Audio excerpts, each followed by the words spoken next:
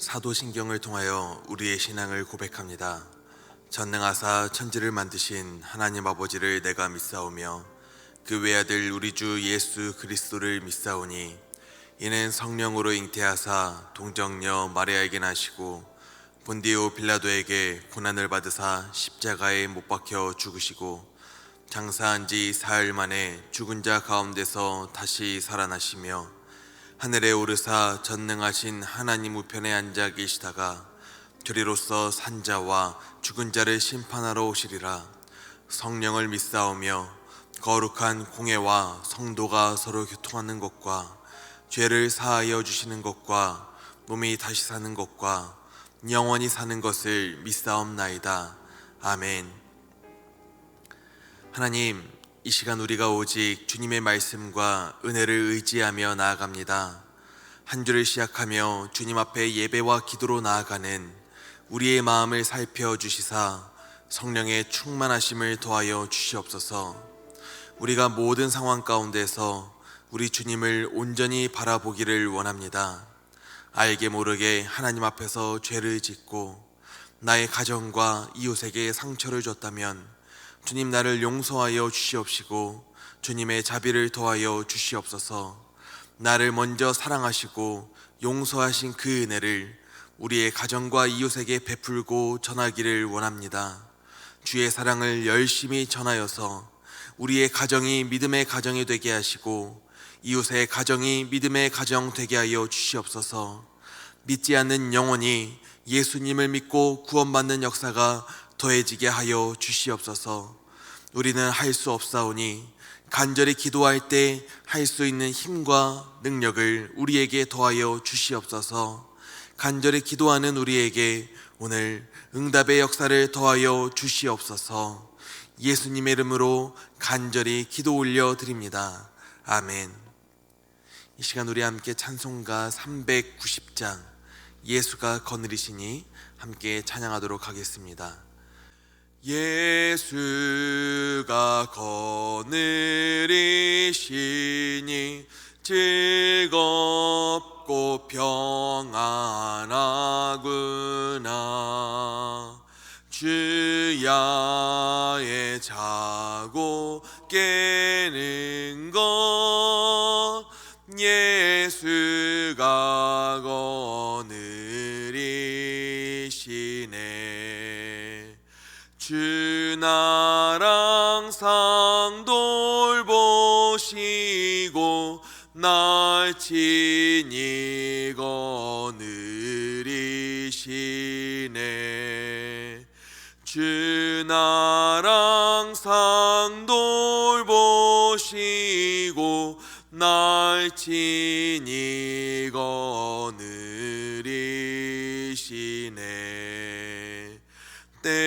때때로 괴로 당하면 때때로 기쁨 누리네. 풍파 중에 지키시고 평안히 인도하시네. 주 나랑 상돌 보시고 날 친히 거느리시네. 주 나랑 상돌 보시고 날 친히 거느리시네.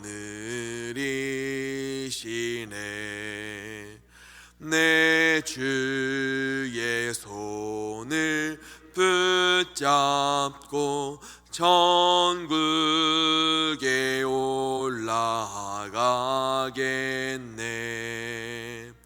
괴로우나 즐거우나 예수가 거느리시네. 주 나랑 상돌 보시고 날 친히 거느리시네. 주 나랑 상돌보시고 날 친히 거느리시네. 이 세상 이별할 때에 마귀의 권세 이기네. 천국에 가는 그 길도 예수가 거느리시네. 주 나랑 상돌보시고 날 친히 거느리시네. 주 나랑 상돌보시고 날 친히 거느리시네.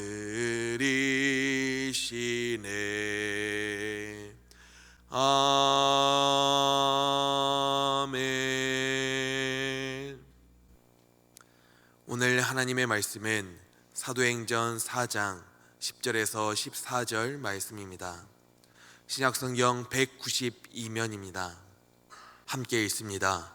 너희와 모든 이스라엘 백성들은 알라. 너희가 십자가에 못 박고 하나님이 죽은 자 가운데서 살리신 나사렛 예수 그리스도의 이름으로 이 사람이 건강하게 되어 너희 앞에 섰느니라. 이 예수는 너희 건축자들의 버린 돌로서 짐 모퉁이의 머릿돌이 되었느니라. 다른 이로서는 구원을 받을 수 없나니 천하 사람 중에 구원을 받을 만한 다른 이름을 우리에게 주신 일이 없음이라 하였더라. 그들이 베드로와 요한이 담대하게 말함을 보고 그들을 본래 학문 없는 범인으로 알았다가 이상히 여기며 또 전에 예수와 함께 있던 줄도 알고 또 병 나은 사람이 그들과 함께 서 있는 것을 보고 비난할 말이 없는지라. 아멘. 3월의 주제의 성품은 바로 설득입니다. 설득의 뜻은 상대방이 사고의 한계로 보지 못하는 결정적인 사실로 인도하는 것입니다.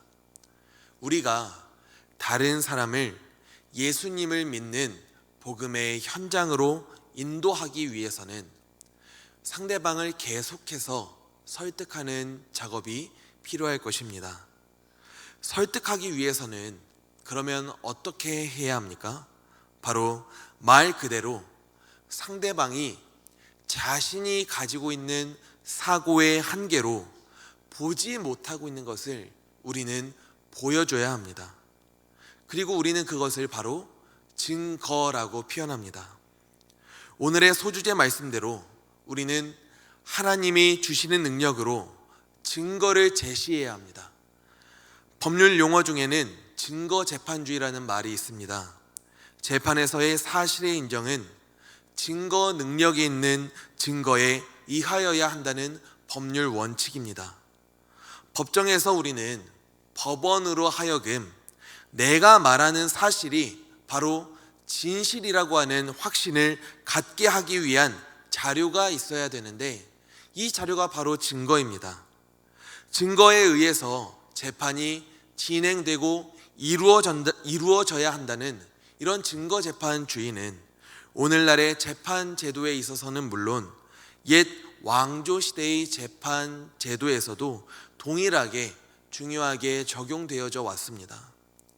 이처럼 증거는 어떤 사실을 진실로 인정받기 위해서는 반드시 필요한 것입니다.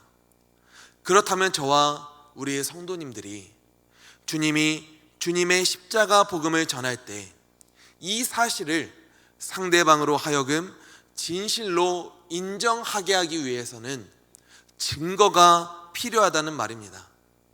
그렇다면 이때 우리가 제시할 수 있는 증거는 바로 무엇이겠습니까? 아마 쉽게 생각이 나지는 않을 것입니다. 우리가 2000년 전에 직접 주님을 봤던 사람도 아니고 주님이 쓰시던 물건을 우리가 가지고 있는 것도 아닌데 어떻게 예수님이 우리의 그리스도시고 구원자라고 하는 증거를 보여줄 수가 있겠습니까?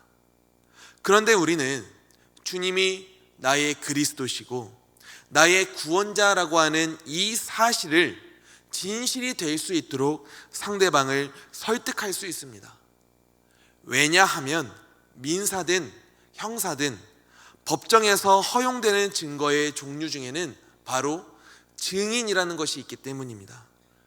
법정에서 증인의 증언이 등장하지 않는 경우는 거의 없을 정도로 증인의 증언은 증거로서 매우 중요하고도 막중한 위치를 차지하고 있습니다. 실제로 주님의 핵심 사역 중 하나는 바로 제자들을 증인으로 세우시는 일이었습니다. 주님께서는 하늘에 올라가시기 전 제자들을 향하여 땅끝까지 이르러 내 증인이 되리라 말씀하셨습니다. 그리고 제자들은 예수님께서 우리의 죄를 대신 지시고 십자가에 못 박히고 죽으셨으나 3일 만에 다시 부활하셨으니 그분이 바로 우리의 그리스도십니다 라고 증언하는 증인의 삶을 살기 시작합니다. 이처럼 증인의 삶을 살아가다 보면 놀라운 표적이 임하게 될 때가 있습니다. 오늘 말씀의 표적은 무엇입니까? 베드로와 요한이 40여 년 동안 앉은뱅이로서 성전 미문에 앉아 구걸하던 사람을 나사렛 예수 그리스도의 이름으로 일으킨 것입니다. 그러한 표적이 따를 때 보고 모여든 수많은 사람에게 베드로와 요한은 증인으로서 예수님을 담대하게 전합니다. 하지만 놀라운 표적이 따른다고 해서 증인의 삶을 사는 것이 결코 편하고 쉬운 길을 가게 되었다라고 말할 수는 없습니다. 사도들이 복음을 전할 때 제사장과 사두개인들이 갑자기 들이닥쳐서 베드로와 요한을 체포해서 이틀 동안 가둬 놓았기 때문입니다. 이튿날 관리들과 장로들과 서기관들이 모여서 예수님 앞에 행했던 것처럼 그들을 반원으로 둘러싸서 이렇게 묻습니다. 너희가 무슨 권세와 누구의 이름으로 이 일을 행하였느냐? 이 질문은 그들이 예수님께서 성전에서 가르치시며 복음을 전하실 때 했던 질문과 같은 질문이었습니다. 우리가 한번 생각을 해보셨으면 좋겠습니다. 지금 제자들은 몇 주 전 예수님께서 유죄 판결을 받고 사형 선고를 당했던 그 장소에 서 있는 것입니다. 지금 본인들도 자칫하면 예수님처럼 죽을 수 있다는 것입니다.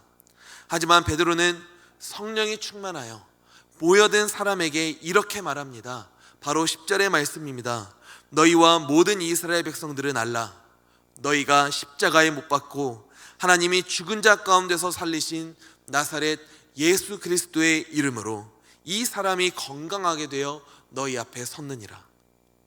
무슨 권세와 누구의 이름으로 이 일을 행하였느냐라고 하는 질문에 베드로와 요한은 이 사람이 육체의 질병에서 치유됐을 뿐만 아니라 영적으로 새롭게 된 구원은 바로 예수님의 이름으로 된 것이라고 선포합니다. 이 예수님의 이름은 그들이 도저히 인정하고 싶지 않은 이름이었습니다. 너무 밉고 화가 나서 십자가에 못 박아 죽였던 그 이름이었습니다. 하지만 하나님께서는 예수님을 죽은 자 가운데서 살리셔서 그분이 참 그리스도시고 그 이름에 능력이 있음을 확증하셨습니다. 그리고 그들의 눈앞에 걷지 못하던 이가 지금 걷기도 하며 뛰기도 하고 있습니다. 예전에는 구걸하던 소리밖에 내지 못하던 이가 지금은 환하고 밝은 모습으로 하나님을 찬양하며 예수님의 이름을 높이고 있습니다. 이는 그들에게 있어서 절대로 간과하거나 무시할 수 없는 증거고 증인이고 증언이었습니다. 베드로와 요한은 본인들이 예수님의 증인으로서 그리고 함께 서 있는 병고침을 받은 사람을 증거로 제시하며 눈앞에 서 있는 사람들을 11절 말씀과 같이 설득해 나갑니다. 여러분들은 건축자들이 모퉁이의 머릿돌에 합당하지 않다고 판단해서 쉽게 버리는 돌처럼 예수님을 쉽게 버렸습니다. 하지만 하나님께서는 그 예수님을 하나님 나라와 하나님 나라의 터와 반석, 머릿돌이 되게 하셨습니다. 그리고 베드로는 12절에서 고백합니다. 다른 이로서는 구원을 받을 수 없나니 천하 사람 중에 구원을 받을 만한 이름을 우리에게 주신 일이 없음이라. 공회에 모인 사람들은 몹시 당황했습니다. 왜냐하면 분명히 이 사람들은 다른 사람을 설득할 수 있는 그런 힘이 없는 별 볼 일 없는 사람이었는데 지금 담대하게 예수님을 전하고 있기 때문입니다. 가뜩이나 본인들은 유대인으로서 고등 교육을 받은 지도자요 스승입니다. 그런데 오히려 교육을 받지 못한 사람들이 자기네들보다 훨씬 더 모인 사람들을 향하여서 설득을 잘 해나가고 있으니 자존심이 상하고도 남을 노릇입니다. 그런데 더 큰 일이 있다면 그것은 바로 그들의 설득에 반박할 수가 없다는 것이었습니다. 왜일까요? 13절 후반부와 14절의 말씀입니다. 또 전에 예수와 함께 있던 줄도 알고 또 병나은 사람이 그들과 함께 서 있는 것을 보고 비난할 말이 없는지라. 예수님에 대하여 증거하고 있는 이 사람들이 실제로 예수님과 동거동락하며 그 모든 행적을 지켜보고 있던 예수님의 제자였고 증인이었기 때문입니다. 그리고 병 나은 사람이 그들과 함께 서서 증인이요 증거로서 함께 서 있기 때문입니다. 사랑하는 성도님들, 우리가 예수님의 복음을 전함에 있어서 우리에게 필요한 것은 확신을 더해줄 수 있는 증거입니다. 그 증거는 바로 저와 우리 성도님들께서 스스로 증거가 되는 것입니다. 내가 예수님의 증인으로서 확신을 가지고 우리 주님에 대하여 증거하는 것입니다. 저와 여러분들이 오직 예수님으로 인하여서 내 삶에 누리게 된 긍정적이고 선한 변화가 무엇인지 확신을 가지고 전하는 것입니다. 내가 받은 깨달음과 내가 누리게 된 감동이 얼마나 크고 은혜로운지 확신을 가지고 듣는 사람에게 전하는 것입니다. 사랑받지 못하던 내가 얼마나 사랑받는 사람이 되었는지 확신을 가지고 우리 주님을 전하는 것입니다. 듣는 사람으로 하여금 확신을 가지고 누가 나에게 이야기를 한다면 그 말은 충분히 설득력 있는 말이 되는 것입니다. 많은 사람들이 내 아들 좋은 직장 얻었다, 내 딸 좋은 대학 갔다, 우리 남편 승진했다 라고 하는 이런 말은 기쁨과 확신을 가지고 전하는데, 내가 정말 기쁜 소식이 있습니다, 나에게 복음이 있습니다, 우리 주님이 나를 위하여 죽으시고 부활하셨습니다. 여러분들, 이게 얼마나 놀라운 소식인지 아십니까? 내가 구원받았다는 말입니다. 죄인이었던 내가 하나님의 자녀가 되었다는 말입니다. 이런 말은 우리가 기쁨과 확신을 가지고 전하지 못할 때가 얼마나 많이 있는지 모릅니다. 하지만 나에게 가장 기쁜 소식은 바로 우리 예수님 때문에 나와 우리 가정이 구원을 받게 되었다는 사실인 줄 믿습니다. 죽을 수밖에 없던 내가 영원한 생명을 누리게 되었다는 사실인 줄 믿습니다. 죄인이었던 내가 하나님의 자녀가 되었다는 사실인 줄 믿습니다. 그리고 이 복음의 가장 큰 증거는 이전과는 다른 삶을 살고 계신 바로 여러분들인 줄 믿습니다. 마음의 병과 육신의 병을 이겨내고 주님과 함께 이 인생의 길을 살아가고 계신 여러분들인 줄 믿습니다. 주님의 증인이요 증거가 되어서 내가 받고 누리게 된 이 구원의 은혜를 우리의 가족, 우리의 이웃들이 온전히 누리게 하시고 주님의 복음을 담대하고 힘있게 전하는 저와 우리 성도님들이 되시기를 주님의 이름으로 간절히 기도하고 축복합니다. 기도하도록 하겠습니다. 하나님, 우리가 주님의 이름을 전하고 복음을 전하는 것 자체가 다른 사람을 설득해 나가는 과정입니다. 주님께서는 이 땅에 나의 가장 확실한 증거가 될 수 있는 주님의 증인들을 세우셨습니다. 그리고 그 구원의 은혜를 누리게 된, 그리고 우리 하나님을 알게 된 저와 우리 성도님들이 주님의 증거요 증인이 된 줄 믿습니다.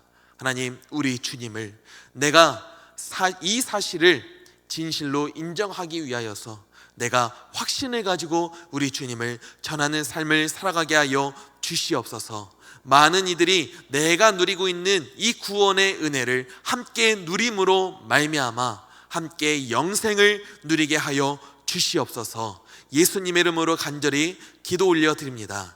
아멘.